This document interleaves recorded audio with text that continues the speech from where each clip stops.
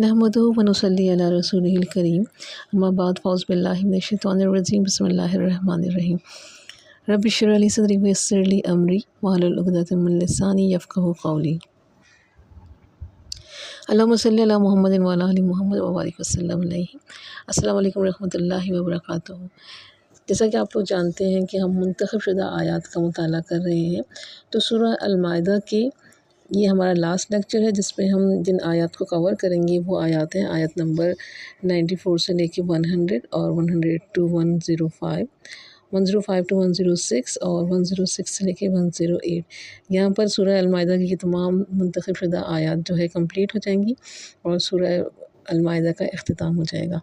तो हम इन आयत में देख लेते हैं वो कौन से अहकामात हैं जिनका अल्लाह ताला हमें हुक्म दे रहे हैं और वो कौन से हैं जिनके अल्लाह ताला की तरफ से ममानियत आई है। तो सूरह अल-माइदा आयत नंबर 94 को मैं आपके लिए पढ़ लेती हूँ और उसके बाद मैं इन तमाम आयत का तर्जुमा पढ़ दूँगी आपके लिए और उसके साथ साथ मुख्तसर सी तफसीर और ख़ुलासा पेश करूँगी इंशाअल्लाह। बिस्मिल्लाहिर्रहमानिर्रहीम। या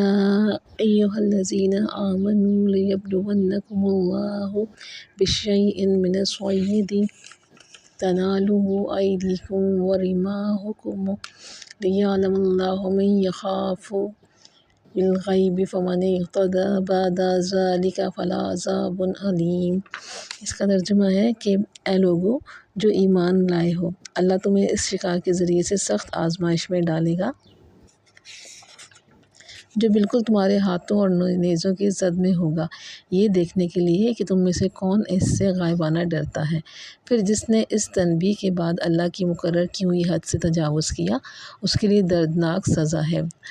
जो सेकंड आयत है, ए लोगो जो ईमान लाए हो, एहराम की हालत में शिकार ना मारो, और अगर तुम में से कोई जानबूझकर ऐसा कर गुज़रे तो जानवर इससे मारा ही हो, इसके हम पल्ला एक जानवर उसे मवेशियों में से नज़र देना होगा। अच्छा, मैंने आयत नंबर 93 की तिलावत की थी, तो 94 की तिलावत में ये है कि या अय्युहल्लज़ीना आमनू ला तक़्तुलुस्सय्यिद व अंतुम हुर्रुमुन वमा क़तलहु मिनकुम मुतअम्मिदन फ़जज़ाउम मिस्लु मा क़तल मिनन नअ्मी यहकुम बिही ज़वा अदलिन मिनकुम हदिय्यन बालिग़ल कअबति औ कफ़्फ़ारतुन तआमु मसाकीन औ अदलुन ज़ालिका सियामुन लियज़ूक़ू वबाल अम्रिही अफ़अल्लाहु अम्मा सलफ़ वमन गादा फ़यंतक़िमुल्लाहु मिन्हु वल्लाहु अज़ीज़ुन ज़ुन्तिक़ाम। अच्छा जी, इसका जो तर्जुमा था उसमें ये था कि जो जानवर उसने मारा हो उसके हम पाला एक जानवर उसे मवेशियों में से नज़र देना होगा, जिसका फ़ैसला तुम में से दो आदिल आदमी करेंगे और ये नजराना काबा पहुंचाया जाएगा, या नहीं तो इस गुनाह के कफ़ारा में चंद मिस्कीनों को खाना खिलाना होगा या इसके बक़दर रोज़े रखने होंगे ताकि वो अपने किए का मज़ा चखे। पहले जो कुछ हो चुका उसे अल्लाह ने माफ़ कर दिया है, लेकिन अब अगर किसी ने इस हरकत का इहादा किया तो अल्लाह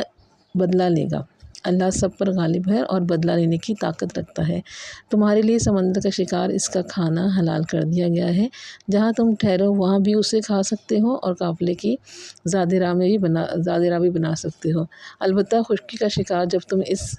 एहराम की हालत में हो तुम पर हराम किया गया है। बस बचो उस खुदा की नाफरमानी से जिसकी पेशी में तुम सबको घेर कर हाजिर किया जाएगा।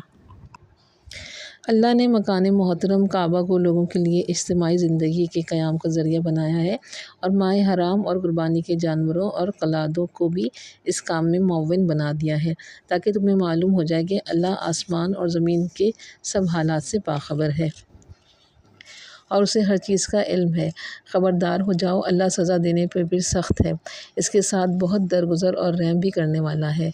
रसूल पर तो सिर्फ़ पैगाम पहुंचा देने की ज़िम्मेदारी है, आगे तुम्हारे खुले और छुपे सब हालात का जानने वाला अल्लाह है। आयत नंबर 101 میں ہے، اے لوگو جو ایمان لائے ہو، ایسی باتیں نہ پوچھا کرو جو تم پر ظاہر کر دی جائیں تو تمہیں ناگوار ہو، لیکن اگر تمہیں ایسے وقت پوچھو گے جب کہ قرآن نازل ہو رہا ہو تو وہ تم پر کھول دی جائیں گی۔ اب تک جو کچھ تم نے کیا اسے اللہ نے معاف کر دیا ہے، اور وہ درگزر کرنے والا اور بردبار ہے۔ تم سے پہلے ایک گروہ نے اس قسم کے سوالات کیے تھے، پھر وہی لوگ انہی باتوں کی وجہ سے کفر میں مبتلا ہو گئے۔ اللہ نے نہ کوئی بحیرہ مقرر کیا ہے، نہ صاحبہ اور نہ وسیلہ اور نہ حام، مگر یہ کافر اللہ پر جھوٹی تہمت لگاتے ہیں اور ان میں سے اکثر بے عقل ہیں، اس کے وہمیات کو مان رہے ہیں۔ اور جب ان سے کہا جاتا ہے کہ آؤ اس قانون کی طرف جو اللہ نے نازل کیا ہے، اور آؤ پیغمبر کی طرف، جو جواب دیتے ہیں کہ ہمارے لیے تو بس وہی طریقہ کافی ہے جس پر ہم نے اپنے باپ دادا کو پایا ہے، کیا یہ باپ دادا ہی کی تقلید کیے جائیں گے، خواہ وہ کچھ نہ جانتے ہوں اور صحیح راستے کی انہیں خبر ہی نہ ہو؟ اے لوگو جو ایمان لائے ہو، اپنی فکر کرو، کسی دوسرے کی گمراہی سے تمہارا کچھ نہیں بگڑتا۔ اگر تم خود راہ راست پر ہو، اللہ کی طرف سے تم سب کو پلٹ کر جاننا ہے، پھر وہ تمہیں بتا دے گا کہ تم کیا کرتے رہے ہو۔ اے لوگو جو ایمان لائے ہو، جب تم میں سے کسی کی موت کا وقت آ جائے اور وہ وصیت کر رہا ہو تو اس کے لیے شہادت کا نصاب یہ ہے کہ تمہاری جماعت میں سے 2 صاحب عدل آدمی گواہ بنائے جائیں، اور اگر تم سفر کی حالت میں ہو اور وہاں موت کی مصیبت پیش آ جائے تو غیر مسلموں ہی میں سے 2 گواہ لے لیے جائیں۔ پھر اگر شک پڑ جائے تو نماز کے بعد دونوں گواہوں کو مسجد میں روک لیا جائے، اور وہ خدا کی قسم کھا کر کہیں کہ ہم کسی ذاتی فائدے کے عوض شہادت بیچنے والے نہیں ہیں، خواہ کوئی ہمارا رشتہ دار ہی کیوں نہ ہو، ہم اس کی رعایت کرنے والے ہیں، اور نہ خدا واسطے کی گواہی کو ہم چھپانے والے ہیں۔ اگر ہم نے ایسا کیا تو گناہ گاروں میں شمار ہوں گے، لیکن اگر پتہ چل جائے کہ ان دونوں میں سے اپنے آپ کو گناہ میں مبتلا کیا ہے تو پھر ان کی جگہ 2 اور اشخاص ان کی بنسبت شہادت دینے کے لیے اہل تر ہوں گے، ان لوگوں میں سے کھڑے ہوں جن کی حق تلفی ہوئی ہو، اور وہ خدا کی قسم کھا کر کہیں ہماری شہادت ان کی شہادت سے زیادہ برحق ہے، اور ہم نے اپنی گواہی میں کوئی زیادتی نہیں کی ہے۔ اگر ہم ایسا کریں تو ظالموں میں سے ہوں گے۔ اس طریقے سے زیادہ توقع کی جا سکتی ہے کہ لوگ ٹھیک ٹھیک شہادت دیں گے، یا کم از کم اس بات ہی کا خوف کریں گے کہ ان کی قسموں کے بعد دوسری قسموں سے کہیں ان کی تردید نہ ہو جائے۔ اللہ سے ڈرو اور سنو، اللہ نافرمانی کرنے والوں کو اپنی رہنمائی سے محروم کر دیتا ہے، جس روز اللہ سب رسولوں کو جمع کر کے پوچھے گا۔ اچھا، آیت نمبر 108 کا یہ ترجمہ تھا کہ اللہ تعالیٰ اپنی رہنمائی سے محروم کر دے گا۔ اب ہم اس کی تفسیر چیک کر لیتے ہیں۔ آیت نمبر 94 میں اللہ تعالیٰ کن چیزوں سے منع کر رہے ہیں؟ سب سے پہلے احرام کی حالت میں شکار نہ کرنے کا حکم دیا گیا ہے، شکار کی صورت میں نظر دینے کا حکم، اور سمندر کے شکار کو اللہ تعالیٰ نے حلال قرار دیا گیا ہے ان آیات میں۔ خشکی کے شکار سے منع کیا گیا ہے، خدا کی نافرمانی سے بچنے کا حکم دیا جا رہا ہے ان آیات میں، اور اللہ تعالیٰ ہر شے جو آسمان اور زمین پر ہے اس سے باخبر ہے، یہ بتایا جا رہا ہے۔ اللہ تعالیٰ سزا دینے میں بھی سخت ہے، اس چیز کی بھی تنبیہ کی جا رہی ہے ان آیات میں، اور اللہ تعالیٰ رحم فرماتے ہیں اور درگزر فرماتے ہیں، معاف فرماتے ہیں، اس چیز کی خوشخبری بھی ان آیات میں موجود ہے۔ اچھا، مندرجہ بالا آیات میں اللہ تعالیٰ تفصیلاً تمام احکامات نازل فرماتے ہیں، جیسے ان امور کا فیصلہ بھی 2 عادل آدمی ہی کریں گے، کسی جانور کے مارنے پر آدمی کتنے مسکینوں کو کھانا کھلائے یا کتنے روزے رکھے، چونکہ سمندر کے سفر میں بسا اوقات زاد راہ ختم ہو جاتا ہے اور غذا کی فراہمی کے لیے بجز اس کے آبی جانوروں کا شکار کیا جائے کوئی تدبیر ممکن نہیں ہوتی، تو اللہ تعالیٰ نے جو سمندری سفر ہے، پانی کا سفر ہے، بحری سفر ہے، اس کے لیے بحری شکار کی اجازت دی ہے، اس کو حلال کر دیا ہے۔ اور نیکسٹ آیت جب آپ دیکھیں گے تو اس کی تفسیر میں آتا ہے کہ عرب کے میں کعبے کی حیثیت محض ایک مقدس عبادت گاہ کی نہیں تھی، بلکہ اپنی مرکزیت اور اپنے تقدس کی وجہ سے وہ پورے ملک کی معاشی اور تمدنی زندگی کا سہارا بنا ہوا تھا۔ حج اور عمرے کے لیے سارا ملک اس کی طرف کھنچ کر آتا تھا، اور اس میں اجتماع کی بدولت انتشار کے مارے ہوئے عربوں میں وحدت کا ایک رشتہ پیدا ہوا تھا۔ بس یہی وہ زمانہ تھا جب ان کے قافلے ملک کے ایک سرے سے دوسرے سرے تک بس سہولت آتے جاتے تھے۔ قربانی کے جانوروں اور قلادوں کی موجودگی سے بھی ان کی نقل و حرکت میں بڑی مدد ملتی تھی، کیونکہ نظر کی علامت کے طور پر جن جانوروں کو گردن میں پٹے پڑے ہوئے تھے انہیں دیکھ کر عربوں کی گردنیں احترام سے جھک جاتی تھیں اور کسی غارت گری اور قبیلے کو ان پر ہاتھ ڈالنے کی جرأت نہیں ہوتی تھی۔ نیکسٹ کی آیت میں ہے کہ یعنی اگر تم اس انتظام پر غور کر دو تمہیں خود اپنے ملک کی تمدنی معاشی زندگی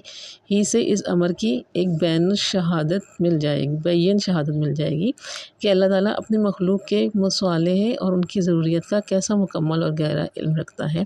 اور اپنے ایک حکم کے ذریعے اس نے انسانی زندگی کے لیے کتنے کتنے شعبوں کو فائدہ پہنچا دیتا ہے۔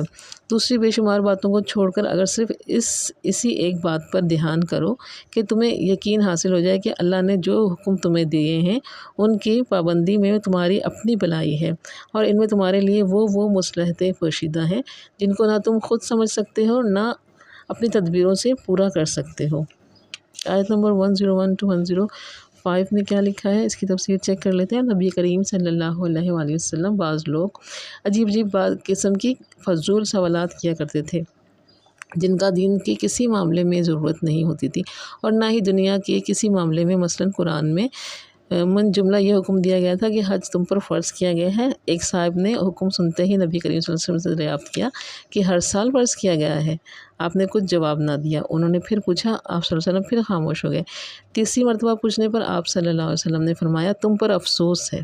اگر میری زبان سے ہاں نکل جائے تو حج ہر سال فرض قرار دیا جائے گا، پھر تم ہی لوگ اس کی پیروی نہ کر سکو گے اور نافرمانی کرنے لگو گے۔ ایسے ہی لا یعنی اور غیر ضروری سوالات سے ان آیات میں منع کیا جا رہا ہے۔ نیکسٹ آیت کو دیکھتے ہیں۔ یعنی پہلے انہوں نے خود ہی عقائد اور احکام میں موشگافیاں کی تھیں اور ایک چیز کے متعلق سوال کر کے تفصیلات اور قیود کا ایک جال اپنے لیے تیار کرایا تھا، پھر خود ہی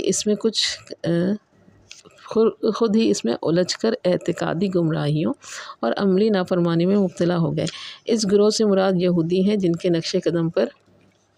چلنے پر قرآن مجید کی تنبیہات کے باوجود مسلمانوں نے کوئی کسر اٹھا نہ رکھی تھی۔ آگے جو آیات ہیں اس کی تفسیر میں آتا ہے کہ جس طرح ہمارے ملک میں گائے، بیل اور بکرے خدا کے نام پر یا کسی بت یا دیوتا یا پیر کے نام پر یہ چھوڑ دیے جاتے ہیں اور ان سے کوئی خدمت لینا یا انہیں ذبح کرنا یا کسی طور پر بھی ان سے فائدہ اٹھانا حرام سمجھا جاتا ہے، اسی طریقے سے زمانہ جاہلیت میں اہل عرب میں بھی مختلف طریقوں سے جانوروں کو پن کر کے چھوڑ دیا کرتے تھے، اور ان کے طریقوں سے چھوڑتے تھے کہ جانوروں کو کہیں الگ الگ نام رکھے ہوئے تھے، جیسے کہ بحیرہ، صائبہ، وسیلہ، حام۔ اب بحیرہ کا دیکھ لیتے ہیں، بحیرہ کا کیا مطلب ہے۔ بحیرہ اس اونٹنی کو کہتے ہیں جو 5 دفعہ بچے جن چکی ہو اور آخری بار اس کے ہاں نر بچہ ہوا ہو، اس کا کان چیر کر اسے آزاد چھوڑ دیا جاتا ہے، پھر نہ کوئی اس پر سوار ہوتا ہے، نہ اس کا دودھ پیا جاتا ہے اور نہ اسے ذبح کیا جاتا ہے اور نہ اس کا اون اتارا جاتا ہے۔ اسے حق تھا کہ جس کھیت پر اور چراگاہ میں جائے چرے اور جس گھاٹ سے چاہے پانی پی لے۔ صائبہ اس اونٹ یا اونٹنی کو کہتے ہیں جسے کسی منت کے پورا ہونے یا کسی بیماری سے شفا پانے کی یا کسی خطرے سے بچ جانے پر شکرانے کے طور پر پن کر دیا گیا ہو۔ نیز جس اونٹنی نے 10 بچے دیے ہوں اور ہر بار مادہ ہی جنی ہو اسے بھی آزاد چھوڑ دیا جاتا ہے۔ وسیلہ کسے کہتے ہیں؟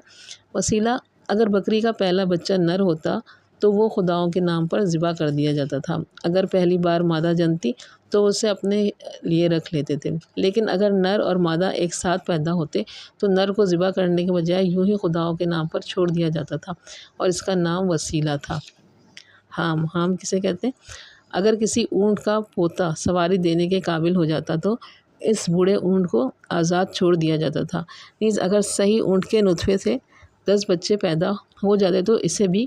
آزادی مل جاتی۔ تو یہ ان تمام الفاظ کی میننگ تھے، یعنی کہ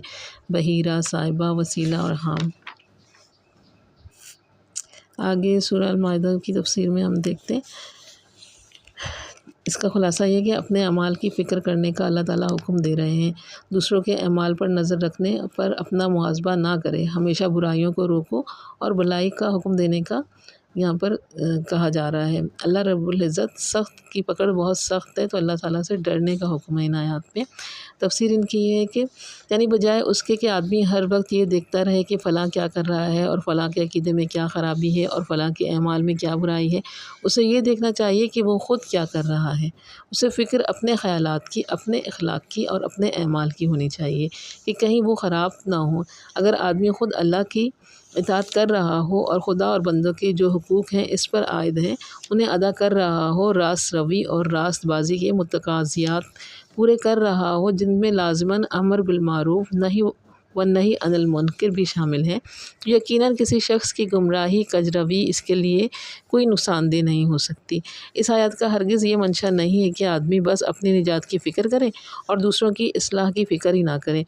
حضرت ابو بکر صدیق فرماتے ہیں کہ میں نے رسول اللہ صلی اللہ علیہ وسلم سے کو فرماتے سنا ہے کہ جب لوگوں کا یہ حال ہو جائے کہ وہ برائی کو دیکھیں اور اسے بدلنے کی کوشش نہ کریں، ظالم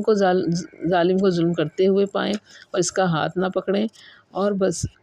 اور بعید نہیں کہ اللہ اپنے عذاب سے ان سب کو لپیٹ لے۔ خدا کی قسم تم کو لازم ہے کہ بھلائی کا حکم دو اور برائی سے روکو، ورنہ اللہ تم پر ایسے لوگوں کو مسلط کر دے گا جو تم میں سے سب سے زیادہ بدتر ہوں گے، اور وہ تم کو سخت تکلیف پہنچائیں گے، اور پھر تمہارے نیک لوگ خدا سے دعائیں مانگیں گے کہ مگر وہ قبول نہ ہوں گی۔ آگے کی آیت نمبر 105 to 109۔ اے لوگو جو ایمان لائے ہو، جب تم میں سے کسی کی موت کا وقت آ جائے تو وصیت کر رہا ہو اس کے لیے شہادت کا نصاب۔ اچھا، یہاں شہادت کا نصاب ہے اور تفصیل میں یہ آیات بتائی گئی ہیں اور طریقہ کار بھی ہے ان آیات میں۔ اس کی تفصیل دیکھ لیتے ہیں۔ یعنی جب آپ کسی کو گواہ رکھتے ہیں، شہادت کی جو ڈیٹیلز تھی ان میں یہ آتا ہے، یعنی کہ دیندار، راست باز، قابل اعتماد مسلمان جو ہے نا آپ کو سلیکٹ کرنا چاہیے ان چیزوں کے لیے۔ اس سے معلوم ہوتا ہے کہ مسلمانوں کے معاملات میں غیر مسلم کو شاہد بنانا صرف اسی حالت میں درست ہے جبکہ کوئی مسلمان گواہ میسر نہ ہو۔ میں تفہیم القرآن کی جو فرسٹ ایڈیشن ہے، ابو الاعلیٰ مودودی صاحب کی بک ہے تفہیم القرآن، اس سے اسٹڈیز کر رہی ہوں۔ آپ کے پاس جو بک موجود ہو آپ اس سے اپنا اسٹڈیز کر سکتے ہیں، ٹھیک ہے۔ یہ تمام ڈیٹیلز تھیں سورہ المائدہ کی تقریباً تمام آیات مکمل ہو گئیں جہاں پر یہ منتخب شدہ آیات موجود تھی۔ احکامات الہی کے سلسلے میں سورہ المائدہ کی جو ہم آخری آیت دیکھ رہے ہیں جو کہ منتخب شدہ آیت ہے، جس میں اللہ تعالیٰ اپنے احکامات بیان کر رہے ہیں، تو اس میں اللہ تعالیٰ فرماتے ہیں کہ آپ نے ٹھیک شہادت دینی ہے، ٹھیک شہادت دینے کا حکم دیا جا رہا ہے، اور اللہ تعالیٰ سے ڈرنے کا حکم دے کہ اللہ تعالیٰ سے ڈر رکھیں، خوف رکھیں، ٹھیک ہے۔ اپنی قسموں کو پورا کرنے کا حکم دیا جا رہا ہے، اور اللہ تعالیٰ فرماتے ہیں کہ اللہ نافرمانی کرنے والوں کو اپنی رہنمائی سے محروم کر دے گا۔ تو یہ بہت ایک سخت بات ہے، اس کے اوپر انسانوں کو، مسلمانوں کو، مومنین کو بہت غور کرنا چاہیے اس چیز کے لیے۔ اللہ تعالیٰ ہمیں قرآن کو سیکھنے، سمجھنے اور اس پر عمل کرنے کی توفیق عطا فرمائے۔ وآخر دعوانا الحمدللہ رب العالمین۔